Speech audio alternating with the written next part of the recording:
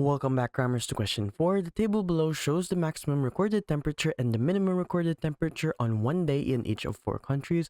Which country has the highest maximum recorded temperature? So if you look at the maximum recorded temperature table, we can see that the highest goes to 21, which is Qatar. So we can write here, Qatar. Work out the difference between the maximum recorded temperature in Finland and the minimum recorded temperature in Finland. So we can see that it's between these two values. We can write negative 19 minus negative 28. This just becomes plus, so negative 19 plus 28 is equal to 9 degrees Celsius. On the same day, the minimum recorded temperature in Japan is 15 degrees lower than the minimum recorded temperature in Morocco. Work out the minimum recorded temperature in Japan.